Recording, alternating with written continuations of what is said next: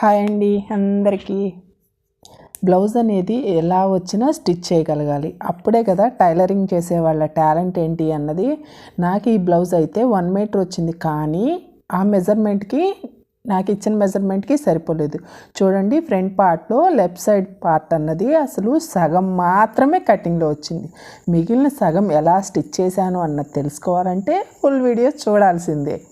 ఇదిగోండి, ఇది మగ్గం వర్క్ బ్లౌజు. మగ్గం వర్క్ బ్లౌజు ఎలా స్టిచ్ చేయాలి అన్నది నా మెథడ్లో నేనైతే ఎక్స్ప్లెయిన్ చేద్దాం అనుకుంటున్నాను. వీడియో నచ్చితే లైక్ చేయడం మాత్రం అస్సలు మర్చిపోవద్దు. ఎలాంటి వీడియోలు కావాలో కూడా కింద కామెంట్ బాక్స్లో పిన్ చేయండి. ఇదిగోండి, బ్యాక్ పార్ట్కి ఇట్లా అటాచ్ చేస్తున్నాను. ఫస్ట్ లైనింగ్ పీస్ అయితే అటాచ్ చేస్తున్నాను. ఒరిజినల్ పీస్ ఉంటుంది కదా, వర్క్ చేసిన పీస్కి ఇలా సెంటర్లో మార్కింగ్ అన్నది చేసుకోండి.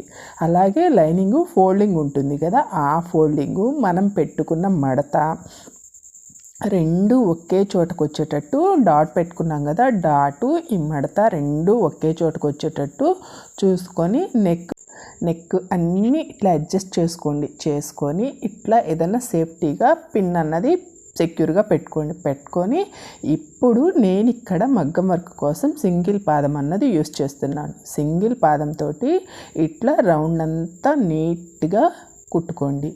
ఇక్కడ వర్క్ బ్లౌజుల్లో కొంచెం కంప్యూటర్ వర్క్కైనా సరే డబుల్ పాదం వాడినా పర్లేదు, కానీ కంప్యూటర్ వర్క్ కాకుండా ఇట్లా మగ్గం వర్క్ బ్లౌజులకు మాత్రం సింగిల్ పాదం అయితేనే బ్లౌజు స్టిచ్చింగ్ అన్నది నీట్గా వస్తుంది. ఎందుకంటే వర్క్ అంపటే మనకు కుట్టు రావాలి. వర్క్ అంటే ఇక్కడ పూసు ఉంటుంది కాబట్టి మనకి డబుల్ పాదం వాడితే ఫినిషింగ్ అంతా నీట్గా ఉండదు. ఇలా ఒక కుట్టు వేసుకున్న తర్వాత మనం ఇట్లా ఘాట్లుగా పెట్టుకున్నాము అంటే రివర్స్ చేసినప్పుడు ఇక్కడ ఉగ్గు ముడత లేకుండా ఫినిషింగ్ అన్నది నీట్గా ఉంటుంది. ఇట్లా రివర్స్ చేసుకొని లైనింగ్ మీద పడేటట్టు, లైనింగ్ కింద ఖర్చు అన్నది ఉండేటట్టు చూసుకొని మొత్తం అంతా ఇలా ఒక్క స్టిచ్ అన్నది కుట్టుకుంటూ రండి. ఇలా కుట్టుకొని రివర్స్ చేసి మామూలుగా వర్క్ బ్లౌజులకి అయితే కుట్టేస్తాము. ఇక్కడ కుట్టడానికి ఆప్షన్ లేదండి, అంతా పోసి వచ్చింది కాబట్టి ఇంకా ఇది ఇట్లా పక్కన పెట్టుకోండి. దీన్ని లాస్ట్లో ఎలా అటాచ్ చేయాలి అన్నది నేను చూపిస్తాను. బ్యాక్ సైడ్ నెక్ అయితే నేను ఈ విధంగా రివర్స్ చేసి పక్కనైతే పెట్టేస్తున్నాను. ఇప్పుడు మనం వచ్చేసరికి హ్యాండ్స్ అన్నవి ఎలా అటాచ్ చేయాలో చూపిస్తాను. హ్యాండ్ వచ్చేసరికి ఇట్లా ఫుల్ వర్క్ వచ్చింది, ఫుల్ హ్యాండ్ పెట్టేశాను. ఫుల్ హ్యాండ్ పెట్టేసేసి ఇందులో సెంటర్ చూసుకొని ఇట్లా ఒక డాట్ అన్నది పెట్టుకోండి, మార్కింగ్ చేసుకోండి. ప్లస్ లైనింగ్ కూడా సెంటర్ చూసి మార్కింగ్ అన్నది చేసుకొని ఆ మార్కింగు ఈ మార్కింగు సేమ్ ఒకే చోటుకు వచ్చేటట్టు చూసుకొని కింద పాదం ఖర్చు వచ్చేటట్టు చూసుకొని మన వర్క్ ఏదైతే ఉందో వర్క్ వెంటనే పక్కనే కుట్టు అనేది వచ్చేటట్టు ఇట్లా బారుగా ఒక స్టిచ్ అన్నది వేసుకోండి. ఇక్కడ మనం ఇంత పర్టిక్యులర్గా చూడడానికి ఏంటి కారణం అంటే, నార్మల్ బ్లౌజులు అనేవి లైనింగ్ బ్లౌజులు అనేవి ఎలా కుట్టినా కానీ మనకి అంత పెద్దగా కొంచెం అటు ఇటు జరిగినా కానీ తెలియవు, అర్థం కావు. కానీ వర్క్ బ్లౌజులు అలా కాదండి. కొంచెం అటు ఇటు అయినా ఫ్లవర్ అన్నది బ్యాక్ సైడ్కి వెళ్ళిపోవడమో లేదా ఫ్రంట్ సైడ్కి వచ్చేయడమో జరుగుతుంది. ఫినిషింగ్ అన్నది అస్సలు నీట్గా రాదు. కాబట్టి మగ్గం వర్క్ బ్లౌజులు కానీ కంప్యూటర్ వర్క్ బ్లౌజులు కానీ మనం స్టిచ్ చేసేటప్పుడు ఈ ఫ్లవరు అన్నది కరెక్ట్గా సెంటర్లోకి వచ్చేటప్పుడు కుట్టుకోగలిగితేనే మనం ఫినిషింగ్ అన్నది నీట్గా ఇవ్వగలుగుతాము. కరెక్ట్గా వస్తేనే అప్పుడు మాత్రమే బాగుంటుంది. మీకు ఇక్కడ ఇంకో చిన్న టిప్ కూడా చెప్తాను. ఇట్లా కుట్టుకునేటప్పుడు మనకి ఎక్కడన్నా పూస అడ్డు వచ్చిందనుకోండి, ఆ పూస దగ్గర కొంచెం పాదం అన్నది ఎత్తిపట్టి మనం స్టిచ్ కనుక వేసుకున్నాము అంటే ఎక్కడ డ్యామేజ్ అవ్వదు. ప్లస్ కుట్టులోకి వస్తుంది అనుకుంటే ఇట్లా ఏదైనా గట్టి వస్తువుతోటి పూసని పగలగొట్టండి. అంతేగాని పూసని తీసేయడమో కట్ చేయడమో చేశారు అంటే అక్కడ థ్రెడ్ కూడా బ్రేక్ అయిపోయి మొత్తం ఊడిపోతుంది. అలా ఊడిపోకుండా ఉండాలి అంటే ఇట్లా పూస పగలగొట్టి ఆ పూస వరకే తీసేసామంటే అక్కడ ఉన్న కుట్టు ఏమాత్రం కదలదు. కాబట్టి వర్క్ అన్నది ఎక్కడ డ్యామేజ్ అవ్వదు. ఇదిగోండి, ఫ్రంట్ సైడ్ పార్ట్ కూడా నేను ఈ విధంగా ప్లేస్ చేసుకొని మొత్తం అంతా స్టిచ్ చేసుకుంటున్నాను. బ్యాక్ సైడ్ ఎలా అయితే సింగిల్ కుట్టు వేసుకున్నానో సేమ్ యాజ్ ఇట్ ఈజ్గా అట్లాగే ఫ్రంట్ సైడ్ కూడా కుట్టు అన్నది వేసుకుంటున్నాను. ఇట్లా వేసుకున్న తర్వాత ఖర్చు అంతా కట్ చేసుకొని అక్కడక్కడ డాట్స్ పెట్టుకొని సేమ్ యాజ్ ఇట్ ఈజ్గా లైనింగ్ మీదకి కుట్టు పడేటట్టు కింది భాగంలో ఖర్చు వచ్చేటట్టు ఒక్కసారి కుట్టుకున్నాము అంటే నీట్గా ఉంటుంది. నాకు ఇక్కడ ఇంకా సింగిల్ పాదంతో పని అయితే అయిపోయింది.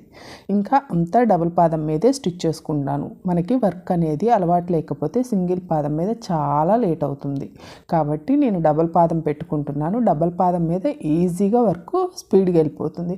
ఇక మొత్తం అంతా లైనింగ్ ఎలా అయితే ఉందో కరెక్ట్గా అదే మెజర్మెంట్ ప్రకారం పైన వచ్చిన బ్లౌజ్ పీస్ని మనం స్టిచ్ చేసుకొని మొత్తం అంతా ఎక్స్ట్రాస్ అన్నవి కట్ చేసేసుకుందాము. ఈ విధంగా కట్ చేసుకొని ఫినిషింగ్ అన్నది నీట్గా ఉందా లేదా, ఎక్కడన్నా ఏమన్నా మార్పులు చేర్పులు ఉన్నాయా 1-2 సార్లు చెక్ చేసుకోండి. చెక్ చేసుకొని ఇక్కడ నాకు రైట్ సైడ్ పార్ట్కి కూడా జాయింట్ అనేది పడుతుంది. ఇదిగోండి ఈ విధంగా నేనైతే ఎక్స్ట్రా క్లాత్ తీసుకొని జాయింట్ అయితే చేసుకున్నాను. ఈ బ్లౌజ్ అంతా బాగానే వచ్చింది, కానీ నాకు ఫ్రంట్ సైడ్ వర్క్ ఇవ్వడం రాంగ్ ఇచ్చారు. అంటే వాళ్ళు ఇది రెడీమేడ్ బ్లౌజ్ అండి. రెడీమేడ్ బ్లౌజ్ నార్మల్ కటింగ్కి ఇచ్చారు. దాన్ని కొంచెం నేను క్రాస్ కటింగ్ని మార్పు చేసుకొని కుట్టుకోవడం వల్ల నాకు ఇక్కడ బాగా ఎదరముక్క పడుతుంది. చాలా వరకు రెండో పార్ట్ అయితే అసలు సరిపోలేదు. ఇదిగోండి left side part front part ఇది అసలు చూడండి ఎంత చిన్న ముక్క మిగిలిందో. ఇంకా అసలు ఏం చేయాలి ఇది, కానీ బ్లౌజ్ కావాలి. లెఫ్ట్ సైడు బయట చెంగు పడుతుంది కదా, పైడి చెంగు కిందకి వెళ్ళిపోతుంది కదా, ఇక ఎలాగోలా కుట్టేద్దాంలే, ఇక ఇంతవరకు వచ్చాక బ్లౌజ్ ఆపడం ఎందుకు అని చెప్పేసి ఇదిగోండి నానా తిప్పలు పడి బ్లౌజ్ అయితే ఫినిష్ చేశాను. ఈ విధంగా కుట్టుకున్నాను. మొత్తం అంతా ముందు మెజర్మెంట్ ప్రకారం ఎక్కడైతే పడుతుందో అంతవరకు కుట్టు వేసుకో. మనం జాయింట్ వేసేటప్పుడు కింద షేప్ దగ్గర కూడా వేసుకోవచ్చు. కాకపోతే ఏంటి అంటే షేప్ మీద ఎక్కడైనా కుట్టు వస్తే షేపు అమిసిపోయినట్టు ఉంటుంది, ఫినిషింగ్ అన్నది నీట్గా ఉండదు. అందుకోసమని నేను షోల్డర్ దగ్గర వచ్చేటట్టు పీస్ చూసుకొని షేప్ దగ్గర ఎక్కడ జాయింట్ రాకుండా చూసుకున్నాను. ఈ విధంగా ఎక్స్ట్రా పీస్ అన్నది కట్ చేసుకొని బార్ పీస్ జాయింట్ అన్నది చేసుకున్నాను. ఆల్మోస్ట్ షోల్డర్ దగ్గర అంటే లెఫ్ట్ సైడ్ అంటే పళ్ళు వస్తుంది కదా, అసలు ఎవరికి కనిపించదు. ముక్క వేసాము అని బ్లౌజ్ వేసుకున్న వాళ్ళకి తప్పితే చూసే వాళ్ళు ఎవ్వరికీ అర్థం కాదు.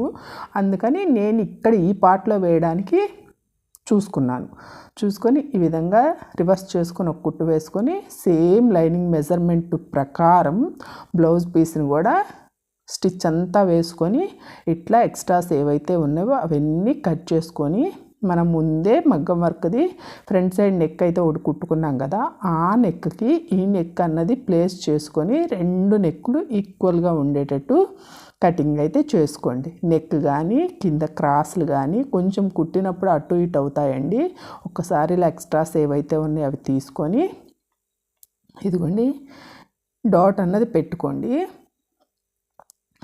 ఇవి టక్స్ల కోసం నేను డాట్స్ పెట్టుకుంటున్నాను. నెక్ కూడా ఇప్పుడే కట్ చేసేసుకుంటున్నాను. కట్ చేసేసుకొని ఎక్స్ట్రాస్ ఏవైతే ఉన్నాయో అవంతా మనం కట్ చేసేసుకొని షేప్ అన్నది రెడీ చేసుకుందాము. 1-2 సార్లు చూసుకోండి షేప్ అన్నది మనం పెట్టుకున్న డాట్ కరెక్ట్గా ఉందా లేదా అన్నది. అప్పుడు మాత్రమే మనకి ఫ్రంట్ పార్ట్ అన్నది గుద్దినట్టు నీట్గా కుదురుతుంది.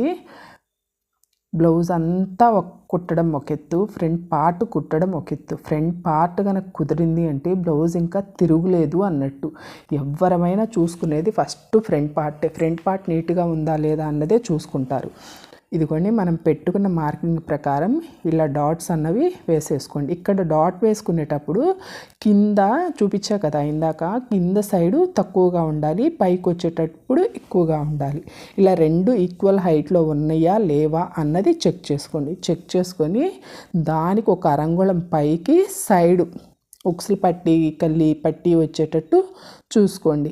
ఇక్కడ షేప్ పట్టి వేసేటప్పుడు కూడా లావాటోళ్ళకు ఒక విధంగా, సన్నటోళ్ళకు ఒక విధంగా, అంటే చెస్ట్ ఎక్కువ ఉన్న వాళ్ళకు ఒక మెజర్మెంట్ ప్రకారం, చెస్ట్ తక్కువ ఉన్న వాళ్ళకి ఒక రకంగా వెయ్యాలి. అది ఎలా అన్నది కూడా నేను నెక్స్ట్ వీడియోలో ఎక్స్ప్లెయిన్ చేస్తాను. నా వీడియోస్ అయితే రెగ్యులర్గా ఫాలో.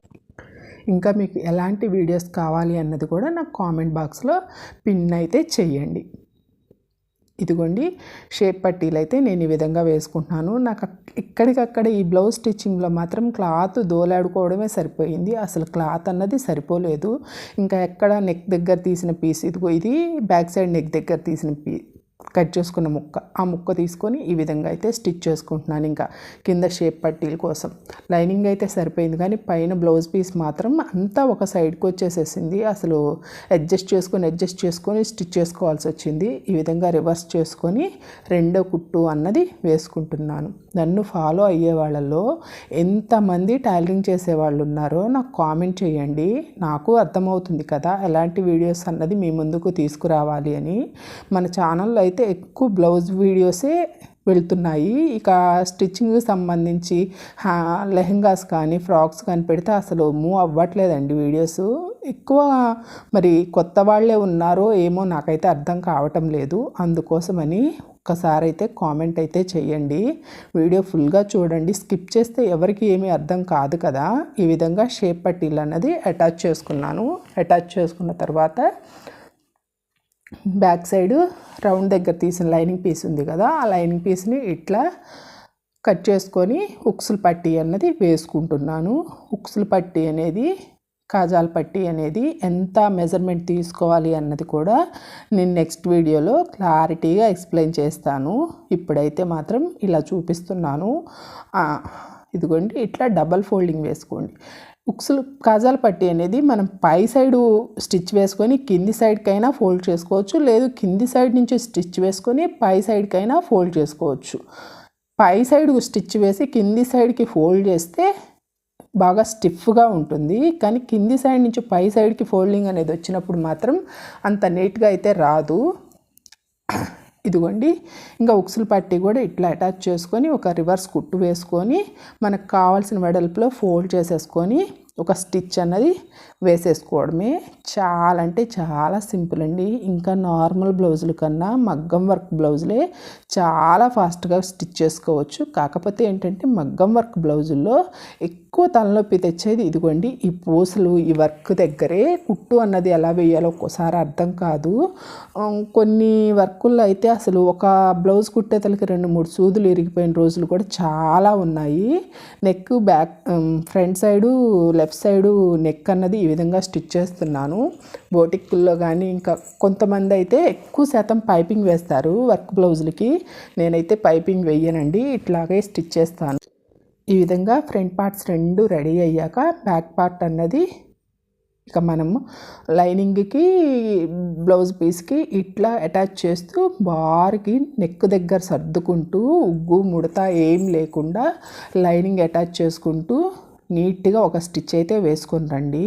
వెయ్యాత అయితే వేయొచ్చు, ఇంకో కుట్టు నెక్ దగ్గర వేస్తే బాగుంటుంది, కానీ ఇక్కడ మనకు ఆప్షన్ లేదు కాబట్టి ఎక్కడ నెక్ దగ్గర లైనింగ్ కనిపించకుండా ఇట్లా కుట్టు అన్నది నీట్గా వేసుకొని రండి. కుట్టుకునేటప్పుడే ఇట్లా అడ్జస్ట్ చేసుకుంటూ మనం కుట్టు అన్నది వేసుకున్నామంటే నీట్గా ఉంటుందండి ఫినిషింగు, ఇబ్బంది ఏమి ఉండదు. ఈ విధంగా మొత్తం అంతా కుట్టుకుంటూ వచ్చాను. కంప్యూటర్ వర్క్ బ్లౌజులు అయితే కంపల్సరీ కుట్టు వేయాత అవుతుంది, కానీ మగ్గం వర్క్ బ్లౌజులు అన్నిటికీ కుట్టు అయితే రాదండి. ఈ విధంగా బ్యాక్ పార్ట్ అయితే రెడీ అయ్యింది. బ్యాక్ పార్ట్ చూసారా ఎంత పర్ఫెక్ట్గా ఉందో రౌండ్. ఇప్పుడు షోల్డర్లు ఎలా అటాచ్ చేయాలి, హ్యాండ్ ఎలా కుట్టాలి అన్నది చూపిస్తున్నాను. షోల్డర్ ఈ విధంగా పెట్టుకొని ఫ్రంట్ పార్ట్ ఈ విధంగా ప్లేస్ చేసుకొని మనకి పూస అన్నది తగులుతుంది అన్న దగ్గర ఆల్మోస్ట్ కొంచెం పాదం కనుక పైకి ఎత్తి మూవ్ చేసుకొని కుట్టుకున్నాము అంటే మనకి కుట్టు అన్నది పడుతుంది, నీట్గా వస్తుంది. అలా పాదం పైకి ఎత్తాలి, మూవ్ చెయ్యాలి అనుకున్న దగ్గర మీరేం చేస్తారు అంటే కుట్టు చాలా దగ్గర కుట్టు పెట్టండి. చాలా దగ్గర కుట్టు పెట్టుకొని పాదం పైకి ఎత్తి కుట్టండి. అప్పుడు వర్క్ వచ్చినా కానీ మనకు ఆ ప్లేస్లో కుట్టు అయితే నీట్గా పడుతుంది, ఇబ్బంది ఉండదు. చూడండి, ఈ విధంగా కుట్టు వేశాక హ్యాండ్ అటాచ్ చేస్తున్నాను. హ్యాండ్ అన్నది కరెక్ట్గా వర్క్ సెంటర్లోకి ఇట్లా మార్కింగ్ అన్నది ఒక డాట్ పెట్టుకోండి. అప్పుడు మాత్రమే మనకు అటు ఇటు వెళ్ళకుండా మెయిన్ సెంటర్లోకి వస్తుంది. షోల్డర్ దగ్గర మనం పెట్టుకున్న డాట్ అన్నది ప్లేస్ చేసి ఒక సైడు ఈ విధంగా స్టిచ్ అన్నది వేసేసుకోండి. ఈ విధంగా మొత్తం ఒక్క సైడు ఫస్ట్ ఇట్లా కుట్టుకోండి. రెండో సైడ్ వచ్చి ఇటు సైడ్కి వచ్చి ఇట్లా తిప్పేసుకొని కుట్టుకుంటూ రండి. ఇట్లా కుట్టడం వల్ల ఏంటి అంటే వర్క్ అన్నది అటు ఇటు వెళ్ళకుండా కరెక్ట్ కరెక్ట్గా షోల్డర్ చూపిస్తూ ఉంటుంది.